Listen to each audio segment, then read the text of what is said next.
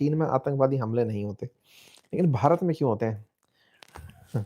प्रश्न तो प्रभाशंकर जी बहुत जेन्युइन पूछा है आपने। चलिए, एक आपको बहुत ही वाइड एंगल देते हैं इस बात पे। वाइड एंगल ये है प्रभाशंकर जी कि दुनिया के ना अधिकांश देशों ने जब देश शब्द यूज किया ना, तो देश शब्द में फोकस किया कि देश तो वो होता है जहां एक जैसे लोग रहते हों, एक जैसी भाषा बोलते हों, एक जैसा खाते हों, एक जैसा दिखते हों, एक जैसा धर्म मानते हों, तब जाकर के वो देश की परिभाषा में सेट होता है। और ये भारी भरकम आंसर है ये, और ये आंसर आप कहीं किसी चर्चा में यूज कीजिएगा प्रभाशंकर जी, तो क्रेडिट दे दीजिएगा कि हाँ कहीं से सुने थे ये बात, तो बताइएगा। मत बताइएगा, मस्त रहिए। तो देखिए क्या है, चाइना ने अपने देश में जो उइगर मुस्लिम थे, जो कि कम्युनिटी थी जो रिलीजन में मुसलमान थे, मुस्लिम धर्म मानते थे, इस्लाम मानते थे, उनकी मस्जिदों को भी तोड़ करके अपने जो बौद्धिज्म के अंदर स्तूपा बनते हैं ना, वैसी ही आकृति दे दी। उनके ड्रेसिंग सेंस में, जैसे हमारे देश में इस्लाम को मानने वाले एक विशेष प्रकार से गेटअप लेकर चलते हैं, चाहे कैप है, चाहे उनकी दाढ़ी है, चाहे कपड़े हैं, उनको आप पहचान सकते हैं। हमारे देश में गेटअप धारण करके आप किसी भी व्यक्ति को बता सकते हैं कि पंडित जी घूम रहे हैं, साहब पुजारी जी घूम रहे हैं, साहब मौलवी साहब घूम रहे हैं, इस तरह से। चाइना ने कहा नहीं, ये नहीं चलेगा, एक समान चीजें होंगी, धर्म के नाम पर अभिव्यक्ति एक जैसी होगी, दिखने के नाम पर सब एक जैसे चाइनीज दिखेंगे, खाने के नाम पर एक जैसा खाएंगे, बिल्डिंग सब एक जैसी होंगी। ये जो तरीका अपनाया ना एक जैसे वाला, यूनिफॉर्मिटी, आपने भारत में भी इन दिनों देखी होगी। जब भारत सरकार चिल्ला चिल्ला कर बोलती है एक देश एक फोन नंबर, एक देश एक सिम, एक देश एक कर, एक देश एक चुनाव, ये भारत सरकार बार बार ये एक एक एक क्यों चिल्ला रही है? क्योंकि देश होने के लिए एक चीज होना जरूरी है। तो प्रभाशंकर जी, भारत में एक चीज करने में मुसीबतें बहुत सारी हैं। हम एक भाषा नहीं कर सकते। दक्षिण भारतीयों को लगता है कि हिंदी वाले बढ़िया कर गए, हमको लगता है कि दक्षिण वाले बढ़िया कर गए। मुसलमानों को लगता है हिंदू बढ़िया कर गए, हिंदुओं को लगता है जैनी बढ़िया कर गए, जैनियों को लग रहा है पंजाबी बढ़िया कर गए, सिख बढ़िया कर गए, सब लोग एक दूसरे के साथ। हमारे यहाँ भाषा के आधार पर देखो तो कन्नड़ को लगता है तेलुगु बढ़िया कर गया, तेलुगु को लगता है मलयालम बढ़िया कर गया। रंग के आधार पर देखें तो दक्षिण भारत वाले को लगता है उत्तर भारत वाले, उत्तर भारत वालों को लगता है नॉर्थ ईस्ट वाले, उत्तर भारत, तो हम सब लोग, नॉर्थ ईस्ट वालों को लगता है पहाड़ों वाले। तो भाई साहब मुद्दा यह है कि हम एक जैसे ना दिखने में, ना एक जैसे बोलने में, ना एक जैसे धर्म में, ना एक जैसे मत में, हम एक जैसी चीजें रखते ही नहीं है। इसी बीच में कोई एक व्यक्ति आता है और वो कहता है मेरा ही बेहतर है, मेरा धर्म बेहतर है, मेरा रंग बेहतर है, मेरी भाषा बेहतर है। और हमारे देश के तमाम दंगे उठाकर देख लो। मराठी कहते हैं कि मराठी बढ़िया है, तो चलो बिहारियों को पीटते हैं। दक्षिण भारत में तमिल वाले कहते हैं कि नहीं साहब तमिल बोलोगे तो रहोगे, चलो बिहारियों को पीटते हैं। उत्तर भारत के अंदर कहते हैं कि चलो भाई देखते हैं, नॉर्थ ईस्ट के लोग तो सारे के सारे नेपाली हो सकते हैं। ये जो हमारे अंदर हमारी श्रेष्ठता है, मुसलमान कहते हैं कि हम ही श्रेष्ठ हैं, हिंदू कहते हैं हम ही श्रेष्ठ हैं, पंजाबी कहते हैं हम ही श्रेष्ठ, ये जो श्रेष्ठता का भाव है जिसमें हम शब्द है, मैं ही श्रेष्ठ हूं, यह विवाद का बड़ा कारण है।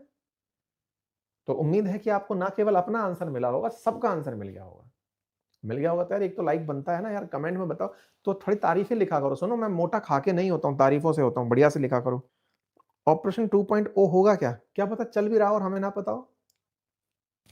नमस्ते सर, एक क्वेश्चन है, industrialisation and development more important in sustainability, some products are not need, they are just for making life easy but polluting natural resources.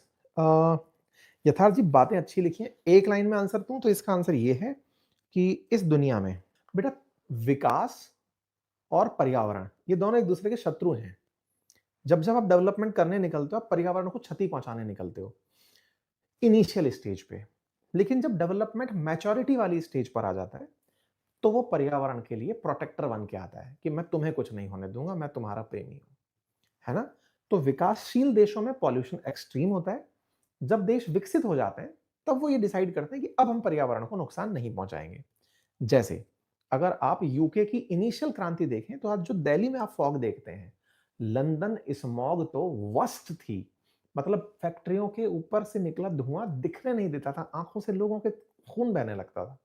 आज आप लंदन देखिए, फ़िल्म शूट हो रही है। तो विकासशील देशों के अंदर पर्यावरण हार रहा होता है।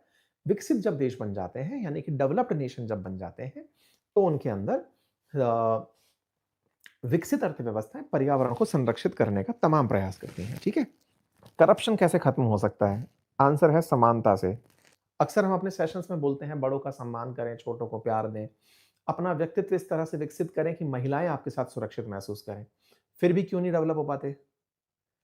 क्या है ना कि हम अपने घर से सिखा के चल रहे होते हैं, छोटी-छोटी चीज़ें जिनको बहुत इग्नोर करके चल रहे होते हैं, वो आगे चल कर के बहुत भीषण आपदा लेकर आती हैं। लेकिन आपने चिंता व्यक्त की है तो निश्चित ही आप समाधान तक पहुँचेंगे। और एक ही चिंगारी बहुत है जंगल में आग लगाने के लिए। आपके अंदर ये चेतना है अगर, तो आप स्कूलों में जाइए, बच्चों को ये बात बताइए, अपने क्षेत्र से शुरू करिए, अपने गाँव से, अपने छोटे वार्ड से, अपनी छोटी जगह से शुरू करिए, धीरे-धीरे शहर से शुरू करिए। आज इंदौर सबसे क्लीनेस्ट सिटी कहलाता है, एक दिन हो सकता है आपका शहर सबसे ज़्यादा मैनर्ड शहर कहलाए। आप खुद से भी इस इनिशिएटिव को ले सकते हैं, सरकार से अपेक्षा रखने की जगह अगर हम सरकार के अंदर मददगार बन जाएँ, मज़ा कर देंगे दोस्त। क्या आपको लगता है कि इंडिया कभी चाइना जैसा बन पाएगा? हाँ यार, बहुत अच्छा लगता है मुझे, तो मुझे लगता है हम उससे भी आगे निकल पाएँगे। लेकिन अभी हमें बहुत मेहनत करनी पड़ेगी। ये जो सरकारी नौकरी पर अति आश्रित है ना हम लोग, भाई हमको इससे बाहर निकलना पड़ेगा। फिर इतना टाइम से हम लोगों को अच्छा परफेक्ट एयरक्राफ्ट नहीं बना पाए हैं, इसका क्या मतलब है? नहीं भाई बना रहे हैं अब हम ना। हम लोग मतलब हमारे देश के अंदर भारत सरकार ने 5th जनरेशन एयरक्राफ्ट बनाने के लिए काम करना शुरू कर दिया है। बिहार इलेक्शन में लोगों ने पढ़े-लिखे को हरा दिया। कैसे इस देश की राजनीति बदलेगी? नहीं, कौन कहता है कि पढ़ा-लिखा अच्छा राजनेता बनता है? पढ़े-लिखे तो बहुत अच्छे-अच्छे फरेबी बनते हैं, पढ़े-लिखे तो व्हाइट कॉलर आतंकवादी भी बने। क्या राजनीति करने के लिए मतलब डॉक्टर, इंजीनियर होना ज़रूरी है? ये बहुत गलत जवाब दिया हो भाई, हम नहीं मानते। आपके इमोशन फ़ील करने के लिए मुझे कोई आईआईटी से पढ़ाई करने की ज़रूरत नहीं है। आपकी जो फीलिंग्स हैं और जनता की परेशानियों के लिए हाँ, अगर मुझ में दिमाग है और जनता की चीज़ें समझ में आती हैं, तो मुझे अवेयर इतना रहना चाहिए कि हाँ भाई, इसके लिए मुझे ऐसा आदमी तलाश चाहिए। जैसे प्रधानमंत्री मोदी जी, जो एंटायर पॉलिटिकल साइंस से एमए किए हैं, जोक्स अपार्ट, लेकिन अगर वो कुछ भी पढ़ाई नहीं किए होते, लेकिन उनकी समझ इतनी अच्छी है कि वो वैज्ञानिकों से भी बढ़िया बात कर रहे हैं, तो ट्रंप से भी दोस्ती कर लेते हैं, पुतिन को भी बढ़िया मज़े में लेते हैं। ये सीखने वाली बात है भाई, सॉरी मतलब सादर प्रणाम गुरुजी, फ्रीबीज़ जो सरकार दे रही है, क्या एक दिन इंडिया भी वेनेजुएला की तरह बन जाएगा? बिल्कुल नहीं बनेगा, चिंता छोड़ दो क्योंकि हमारे यहाँ अंबानी अडानी हैं। राहुल गांधी कब तक युवा रहेंगे और शादी कब करेंगे? यार आप जितना इज़्ज़त से मुझे पूछ रहे हैं, जैसे मुझे पता हो, मैं माफ़ी चाहता हूँ। आजकल राहुल गांधी से उठना-बैठना नहीं है। पढ़ने के लिए लंबे टाइम तक कैसे याद रखें? इसका एक लाइनर आंसर ये है भैया, 3 बार तो कम से कम पढ़ाई करिए। फर्स्ट टाइम केवल पढ़िए इसलिए कि आपको मज़ा आ रहा है। लेकिन पहली बार में पेंसिल या पेज में या मार्कर हाथ में रखिए ताकि आप जो समझ में आ रहा है उसको अंडरलाइन करते जाइए। सेकंड टाइम जब पढ़ने बैठें तो जो आपने अंडरलाइन किया है उसी को गहराई से देखिए। थर्ड टाइम में जो आपने 2 बार अंडरलाइन कर दिया उसके नोट्स बना लीजिए। फिर एग्ज़ाम तक उसे रट्टा मारते रहिए, सब याद हो जाता है। और सुनिए, याद ना रहना ईश्वर की शक्ति है, याद रखना बीमारी है। अब आप कहेंगे कि मास्टर जी फिर से गलत गलत बतिया रहे हो। हम सही बता रहे हैं, इस बात को मान लेना। अगर सब कुछ याद रहने लग जाएगा, फट जाओगे, रात को नींद नहीं आएगी। हम रास्ते से जब निकलते हैं, इतनी गाड़ियों को देखते हैं, इतने लोगों को देखते हैं, इतनी जगह जाके आते हैं, सब इतनी सारी साउंड सुनते हैं। अगर हमें सब याद रहने लग गया तो हम पागल हो जाएँगे, माथा फोड़ लेंगे, है ना? भूलना, याद ना रहना, गॉड गिफ्ट है ये, ठीक है? ज़रूरत की चीज़ें याद रहें तो उन पे फ़ोकस करो, ये वैसी वाली बात है। अगर आप अपने दोस्त के घर पहली बार गए हो तो रास्ता याद नहीं रहता, अच्छी बात है। दूसरी बार गए तो पता चलता है कि भाई साहब पनवाड़ी की दुकान है, ये हमारा फ़ोकस है, कंसंट्रेशन है। साइड में दूध की दुकान है, फ़ोकस है, इस तरह से, ठीक है? और आखिर में पहुँच ही जाते हैं यार, लोड मत लो, मतलब दिमाग से ज़्यादा इस तरह से स्ट्रेस मत दो भाई। आज के लिए बढ़िया अगर लगा हो तो एक बार थम्स अप कर दीजिए सभी लोग, लाइक कर दीजिए। चैनल को सब्सक्राइब कर लिया करो, 2-4 लोगों का मोबाइल पकड़ के खुद से सब्सक्राइब बटन दबा दिया करो यार, है ना? अपना अपना काम है ये यार। हमें अच्छा लगता है यार, मोटिवेशन है ये हमारा, हम नंबर देख के खुश हो जाते हैं कि वाह! इतने लोगों का परिवार हमारे साथ जुड़ा हुआ है। चलिए, बहुत सारा धन्यवाद और बहुत सारा प्यार, बड़ों को सम्मान, छोटों को प्यार। चलें, अंत में सभी लोग लाइन वो वाली बोल दो जो हम अपना उद्देश्य याद रखने की बोलते हैं कि हम क्या करेंगे? बड़ों का सम्मान करेंगे, छोटों को प्यार देंगे और अपना व्यक्तित्व इस प्रकार से बनाएँगे कि महिलाएँ हमारे साथ सुरक्षित महसूस करेंगी।